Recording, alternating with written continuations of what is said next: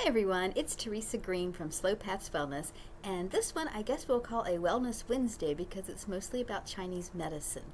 Now, for those of you in the Northern Hemisphere, like myself, it's pretty much wintertime. I know the official designation is not until December 21st, but in the Asian medicine world, seasons normally occur kind of when the first conditions for the season actually exist. So for example, spring's the most obvious in February when the first little daffodils and first little flowers in the areas where we have seasons enough that makes a big difference. When they first start shooting up, that's in February, and that's when we think of spring is starting because that's when the energy of spring is there. So now it's cold outside, even if the temperature the number is a little bit higher, like I think it's supposed to be around 50 degrees Fahrenheit today. But even that warm, there's still a different kind of chill than a 50 degrees Fahrenheit in, say, March or April in the springtime would have. So wintertime energy is here. And in Asian medicine, Chinese medicine, winter is associated with the organ system, what we call the kidney and bladder system, or the water element. Now, in kidney bladder, the idea of adrenals is kind of implied. So a lot of the things you hear me say, you might think, well, that makes sense for someone who does not have an overactive adrenal gland. A lot of the stress things that happen are basically for people whose adrenal glands are overstimulated, and that's a lot of what the water element time is about, recharging and nourishing. So some of the things to know about the water element, it's in the wintertime. It has to do with the potential of things. So in kind of like as in, it's not sort of the planning time, it's kind of the thinking about, daydreaming, dream time, planning in the sense of I would like to do, not the details of how to do it. That's more of a spring wood element sort of thing. And it also is associated, as I said, with the kidney, bladder, adrenal system. They are associated with bones, with teeth, with brain, and with the ability to be calm, the ability to sleep. They have a lot to do with reproductive health and with basic endocrine health in general. So like thyroid function would be considered to be associated, at least part of it, with the kidney, bladder, water element kind of system, as well as the adrenal glands. A lot of the reproductive health is kind of shared by a bunch of different systems, but it's definitely part of the kidney adrenal system, kind of the we think of it as sort of the reserve strength, sort of what you pull on when your day-to-day strength is gone. And that's why you'll see people when they have a really big crisis in their life, a lot of times they'll get past the crisis and they're kind of functional, but they really haven't completely recovered. That's because they not only drain their day-to-day energy, they drain their bank account, reserve, savings account energy too, and that has to be recharged before they really feel like they're back to normal.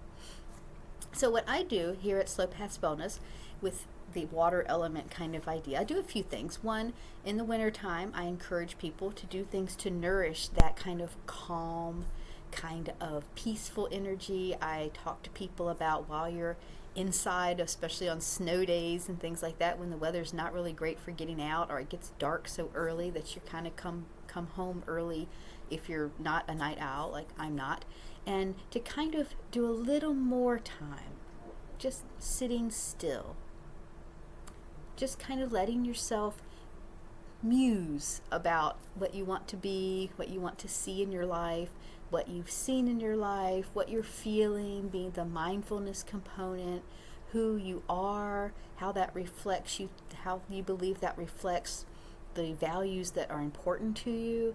It's a great time to kind of be open-minded and sort of in a not super specific, super focused kind of way. You can also do very focused things because there's what's called kidney yin and kidney yang energy. The kidney yin is more of the very calm, very serene, sort of open-ended kind of idea of things. And the kidney yang is more like the willpower, the this is what I'm going to do kind of energy.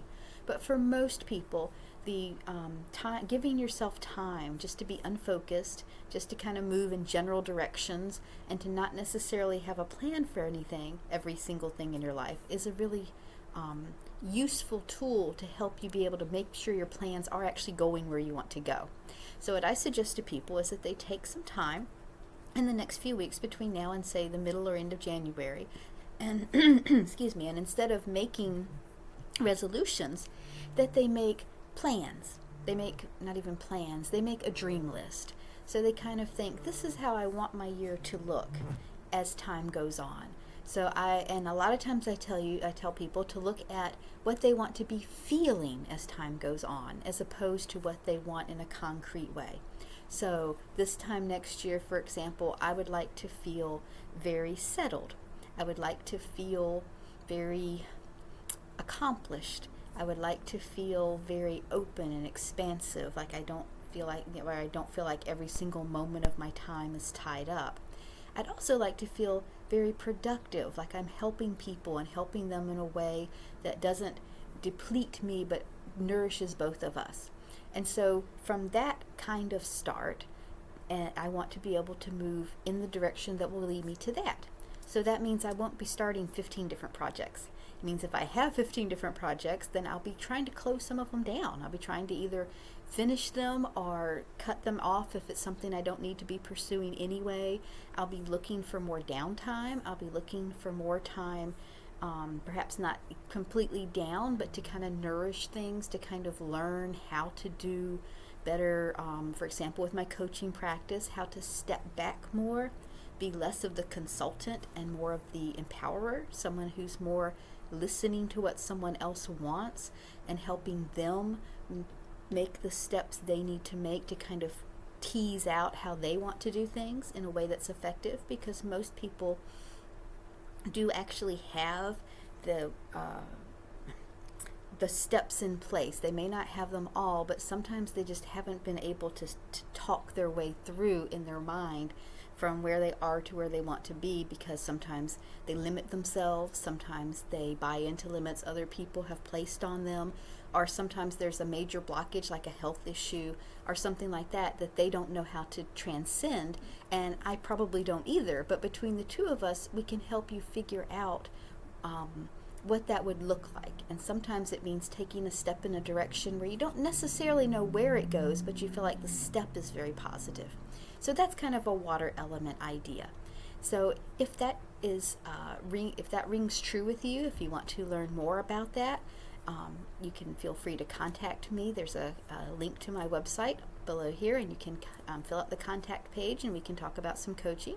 Also, health-wise, things that happen within the kidney, bladder, adrenal element. People sometimes will feel, especially with things like thyroid dysfunction, reproductive system dysfunction, whether that's a fertility issue or actual problem like a prostate problem or a menstrual cycle problem or something like that. A lot of times you can treat it a little more effectively in the water element time, because that's kind of the time when that element sort of comes to the surface and you can do more with it. So we can do some things with that. You can also sleep this is a great time to work on sleep, to work on anxiety, to work on some of the changes that you want to make with food, where you're doing things that are more nourishing. And for me, even more importantly, you can change some of your ideas about food. You can start thinking, now why is it that something I realize I don't want to be eating, not because you want to ban any food forever, but because you just don't think it's really good for you. Like, in my case, I know that sugar is just not good for me. I don't feel good when I eat it. I have pre-existing conditions that make it a bad idea to have, and yet some part of my brain still, when it thinks of treat, it doesn't think first of blueberries or avocados or a really nice dish with mushrooms. It thinks of a cupcake, even though I know that I'll eat one bite of that cupcake and I won't feel good. It might taste great for one bite, but after that I don't even enjoy it. But some part of my brain still thinks that's what is a treat, and getting something that I actually would enjoy a whole lot more, like a nice avocado or something with some nice guacamole or something like that. It's hard for my brain to think, oh, that's actually a treat. So that's one of the things I've been working on for actually a few years now, and getting much, much better at it, and much more likely to buy the blueberries than the cupcake now.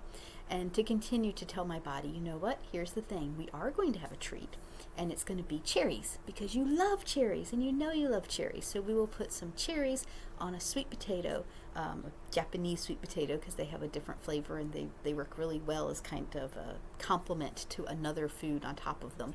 And you'll have that as a dessert. And wow, that's fantastic. That tastes amazing. You really enjoy that. And I'm coming to kind of get heart, soul, and mind on board with that idea. So that's the kind of thing we can do. If you have some things in your life where you feel like there are beliefs or ways of doing things that are just standing in your way, feeling like there's too much to do, I can't possibly carve out time for myself. Well, that's part of what I do as a coach. I help you reevaluate that idea and find out, is that really true? Are there things I can do? Are there ways that I can put my self-care up higher in a way that makes me still remember that that's not selfish, that I'm taking care of myself so that I can do the things that I believe are important, that are within my value system, such as caring for other people. And part of caring for other people is being able to be your best self when you're caring for them. So that's the kind of work I do in coaching. The kind of work I do with acupuncture, as I said, is can be anything from brain fog to reproductive issues to energy issues, especially things involving metabolic conditions like diabetes or thyroid issues or something like that, and then anxiety, insomnia, those sort of things are especially good to treat in the winter. Although of course we can do just about anything. We can help with Asian medicine, functional medicine coaching, or just our lifestyle medicine sort of recommendations, and helping you find the way to live in harmony with the way your body, mind, and soul wants to live anyway. I hope you enjoyed this Wellness Wednesday, and please feel free to contact me if I can be of any help. Have a wonderful, wonderful day, and I look forward to talking to you again soon.